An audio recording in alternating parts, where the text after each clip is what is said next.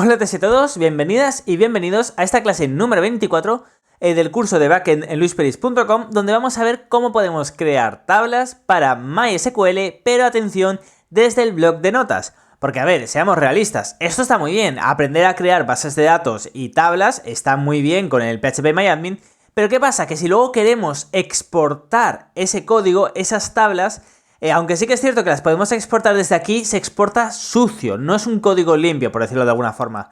Así que en esta clase número 24 vamos a ver cómo podemos, ya veréis que es súper sencillo, vamos a ver cómo podemos crear tablas desde el bloc de notas o desde el Sublime Text o desde vuestro editor preferido. Lo primero que tenéis que hacer es crear un fichero, atención, con extensión .sql. Lo de la extensión es más que nada para que automáticamente el editor, que en mi caso es el Sublime Text, ya sabéis que yo siempre utilizo este, para que automáticamente detecte que es SQL y que los colores aparezcan cuando escribamos algo en SQL aparezcan correctamente. Perfecto, pues bueno, una vez ya habéis creado el fichero, vamos a hacer una cosa, vamos a ir paso a paso para ver cómo podemos crear nuestra tabla. Por ello, lo primero que vamos a hacer va a ser crear una base de datos normal, por ejemplo, llamada prueba. Cotejamiento, podéis poner el que queráis, yo siempre utilizo el UTF-8/general, para que así no me dé problemas, aquí lo tengo. Perfecto. Bueno, ahora fijémonos que no tenemos ninguna tabla, ¿verdad? ¿Cómo podemos crear tablas? Ya sabemos que la opción fácil es venir aquí y poner, por ejemplo, tabla de usuarios. Continuar y aquí, ponemos, por ejemplo, ID, email, password, etcétera, ¿vale? Y de hecho aquí tenemos los tipos de variables o los tipos de datos que podemos almacenar, por decirlo de alguna forma. Pues bien, vamos a dejar esto abierto y así nos ayudará, siempre os recomiendo, por si no os acordáis, que dejéis esto abierto para recordar los tipos de datos que podéis utilizar, ¿vale? Perfecto, pues bueno, nosotros vamos a crear, para este ejemplo, vamos a crear un par de tablas. Vamos a crear una especie de base de datos de WordPress, por ejemplo, ¿vale? Recordemos que WordPress tiene usuarios y tiene post, sobre todo post, que serían los artículos que escribimos. Pues vamos a crear estas dos tablas, ¿vale? Pero atención, vamos a pensar en que hay que relacionar los posts con el usuario que los ha escrito, ¿vale? Así que vamos a ver cómo hay que hacerlo. Lo primero que tenemos que hacer cuando vamos a crear una tabla es muy sencillo, es simplemente poner create espacio table, ¿vale? Y ahora tenemos que poner el nombre de la tabla, es decir, ahora mismo en inglés hemos dicho crear tabla y el nombre de la tabla, por ejemplo, user, ¿vale? O user o en castellano usuario, como vosotros queráis. Y ahora atención, esto es muy importante. Mientras que cuando creamos funciones ponemos en los lenguajes de programación los corchetes, aquí tenemos que poner los paréntesis, ¿vale? Y ponemos enter, ya está, ¿vale? Y dentro de estos paréntesis ya le vamos a crear lo que van a ser cada una de las columnas, ¿vale? Es como si fuera un array, ahora es como si fuera un array y de hecho se separan por comas. Imaginad que queremos un ID, coma, email, coma, password, coma, lo que sea, ¿vale? Pero ¿qué pasa? Que claro, no, necesitamos, el ID tiene que tener un tipo de dato, tiene que tener, tiene que ser autoincremental, tiene que tener una clave primaria, etc. Así que vamos a ir poco a poco. Simplemente era para el tema de las comas y que veréis que es una especie de array. Primero, lógicamente siempre vamos a trabajar con un ID, ¿vale? Para saber, para que haya un dato único de ese usuario. Así que vamos a tener un ID, por ejemplo. ¿Un ID de qué tipo? Recordad que siempre hay que elegir un tipo de dato, ¿vale? Pues bueno, los IDs podemos poner un INT de máximo 10 caracteres, ¿vale? Pues ponemos INT, es decir, ponemos ID espacio INT y aquí ponemos 10, entre paréntesis. Así de simple, ya está. Esto ya nos funcionaría. De hecho, podríamos ejecutar esto en el SQL, que ahora veremos cómo se hace. Podríamos ejecutar esto y ya nos funcionaría. Pero nos hace falta más datos, ¿verdad? Nos hace falta, por lo menos, indicarle que es autoincremental, ¿vale? Fijémonos que esto era de ahí, si ponemos el cursor por aquí, ahí pone autoincrement. A ver, ahí aparece. Perfecto, pues ¿cómo lo vamos a escribir? Súper sencillo. Auto_increment, ¿vale? Perfecto, ya tenemos que es autoincrement. ¿Nos hace falta algo más? Pues bueno, queremos que sea una primary key que se llama, ¿vale? Una primary key. Perfecto, pues bueno, aquí lo seleccionaríamos. ¿Cómo se hace aquí? Muy simple. Ya le hemos dicho que es una columna llamada ID, que es un INT de 10 caracteres máximo, que es autoincremental, y ahora le vamos a decir primary key. Ya está. Así, ya, con esto es suficiente, ¿vale? Si ahora queremos pasar a otra columna, ¿qué tenemos que hacer? Muy simple. Ponemos una coma y vamos a la siguiente. Bueno, esta es una tabla de usuarios. En el caso de WordPress, bueno, podemos acceder con el nombre de usuario, como puede ser admin, o puede ser Luis, o puede ser Vanessa, o podemos acceder con el email, como vosotros queráis. Vamos a poner un email, por ejemplo. Vamos a poner email. Y vamos a poner, a ver, que sea de tipo, a ver qué tipos tenemos. Tenemos INT, tenemos varchar, tenemos text y tenemos date, ¿vale? En este caso vamos a utilizar varchar, ¿vale? Aquí tenemos el varchar. ¿Por qué varchar y no, que también sería el otro, que lo tenemos aquí, el char, que son los principales que se confunden? Pues bueno, vamos a utilizar varchar porque, bueno, char sería carácter en inglés y varchar son caracteres variables. Es decir, que aquí le tenemos que indicar exactamente cuántos caracteres hay, mientras que aquí, bueno, por decirlo de alguna forma, en el varchar podemos poner en una ocasión 10 caracteres, en otra ocasión 15 caracteres, en otra ocasión 3 caracteres, en otra ocasión 20 caracteres. Aquí el char, ahora veremos un ejemplo. Así que nada, simplemente venimos aquí, ponemos varchar y ya está, así de simple. Y entre paréntesis ponemos cuántos caracteres como máximo. Es un email, por lo tanto vamos a poner 100. Perfecto. Realmente lo podríamos dejar así, ¿eh? Y no hay ningún problema, esto no funcionaría sin ningún problema. Pero, y esto es una recomendación, no sé si aparece por aquí, porque yo es que realmente siempre desarrollo las bases de datos con código, pero hay una opción, a ver, esta es null, atributo, creo que, pues no. Aquí es esta, está muy mal puesta, es si puede ser nulo, ¿vale? Esto sería para indicar si el valor puede estar vacío o es obligatorio que pongamos un dato. Aquí ya os digo que, aunque me gusta mucho PHPMyAdmin, es muy útil, está muy mal explicado, ¿vale? Entonces, si queremos que, por ejemplo, el ID y el email sean datos que sean obligatorios, por decirlo de alguna forma, ponerlos sí o sí, porque no tiene sentido crear un usuario y que no tenga o ID o email, ¿verdad? ¿Qué es lo que tenemos que hacer? Aquí, bueno, presionando aquí lo podríamos habilitar o deshabilitar. Con el código es más simple porque queda más claro para mí. Simplemente al lado del tipo de dato ponemos lo siguiente, not null. ¿Qué le estamos diciendo con esto? Con esto les estamos diciendo que cada vez que se cree un usuario, sí o sí tiene que incluir el email, si no dará error. Así de simple, ¿vale? No puedes crear un usuario y que no se incluya el email. Y aquí lo mismo, no tiene ningún sentido que se cree un usuario y que el ID esté vacío, ¿no? Automáticamente pones el auto-increment.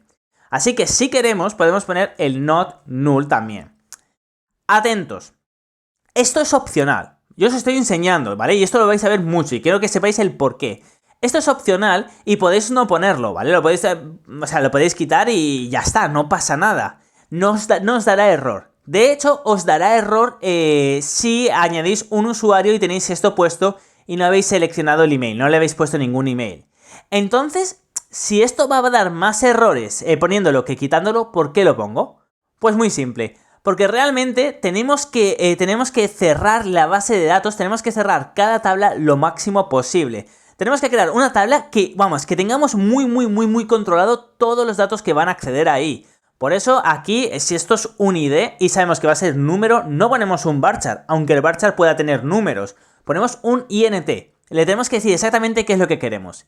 Y si en cada usuario queremos que el ID y el email siempre estén, es decir, que cada vez que se crea un usuario siempre tenga un ID y siempre tenga un email, tenemos que poner entonces el not null, para que así nadie por error cree un usuario vacío que luego se queda ahí en la base de datos para siempre.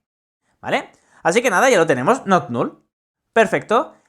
Siguiente, contraseña. Yo es que soy muy de ponerlo todo en inglés, pero en esta ocasión, aunque lo estaba poniendo en castellano, lo de usuario, no os recomiendo poner contraseña por algo muy sencillo, que es la ñ.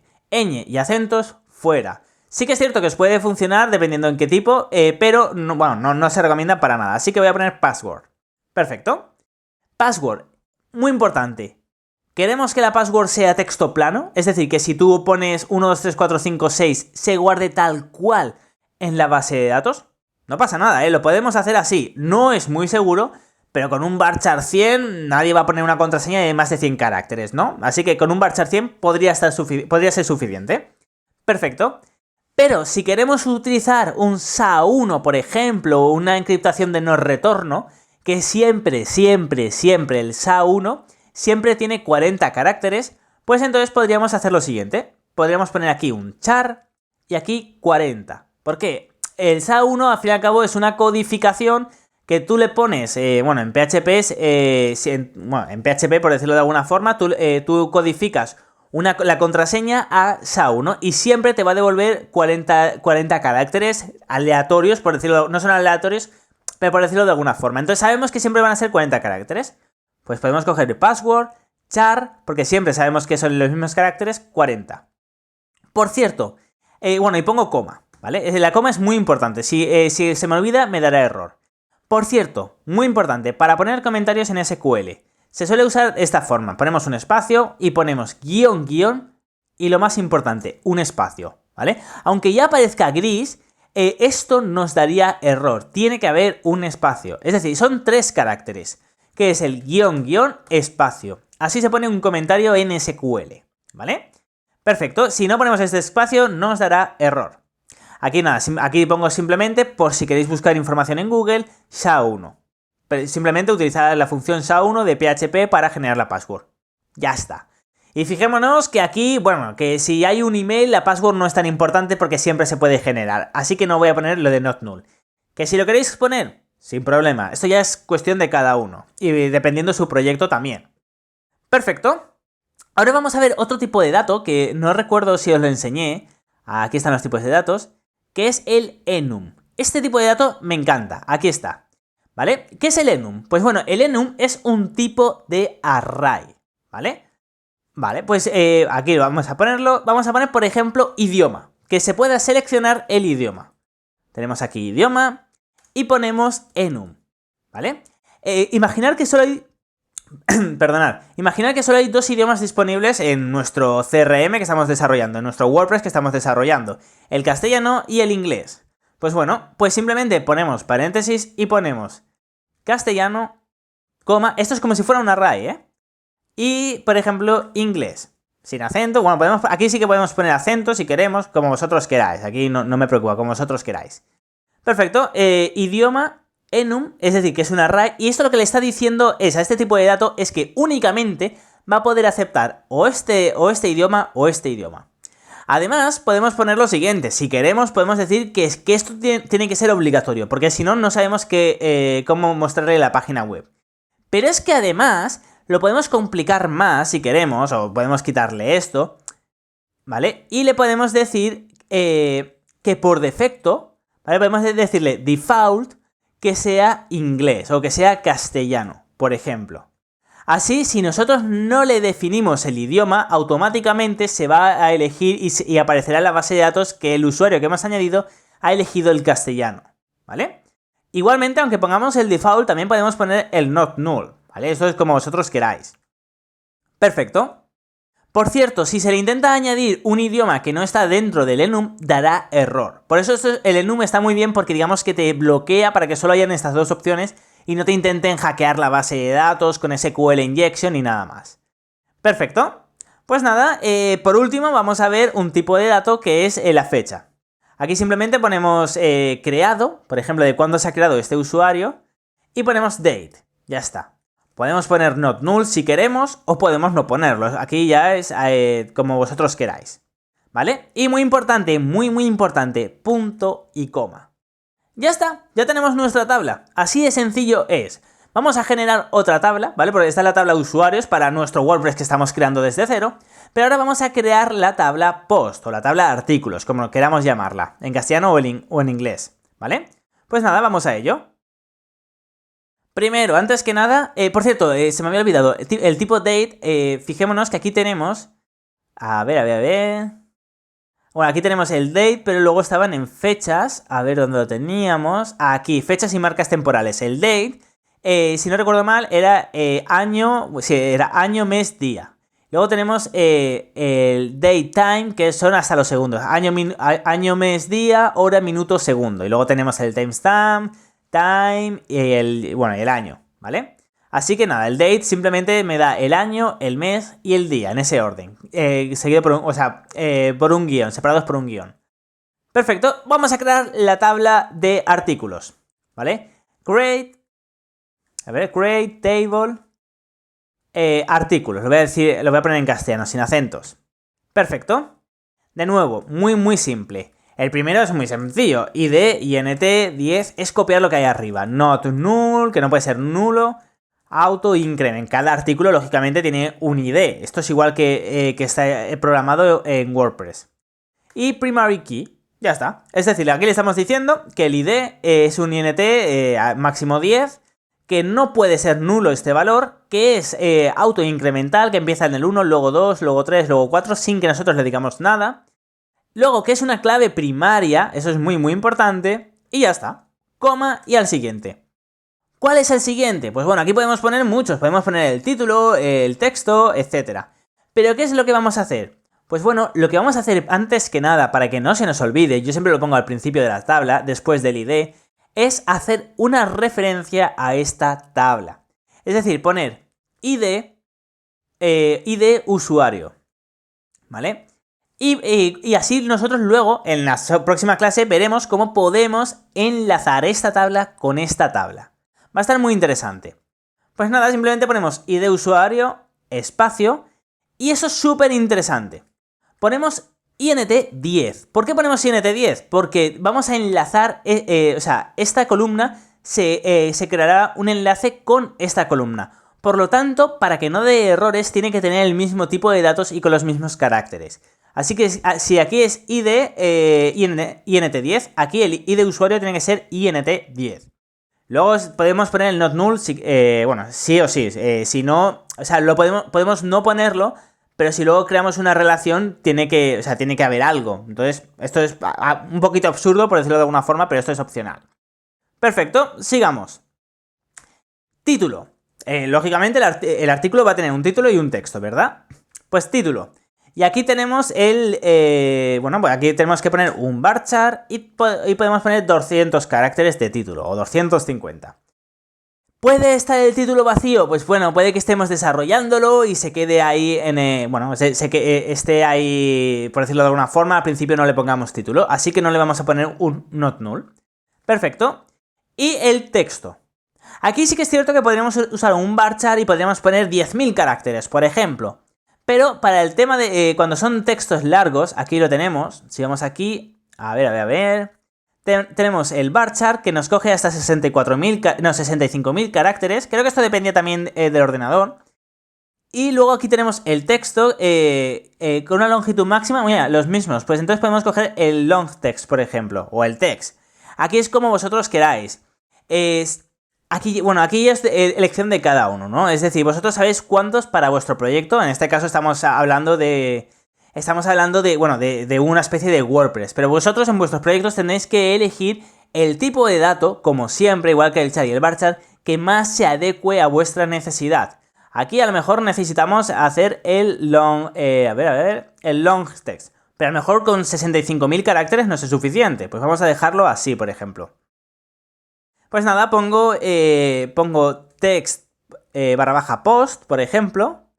Y aquí pongo, de tipo text o text long. Creo que, o era al revés, long text. Aquí. Perdonad un segundo. Sí, long text.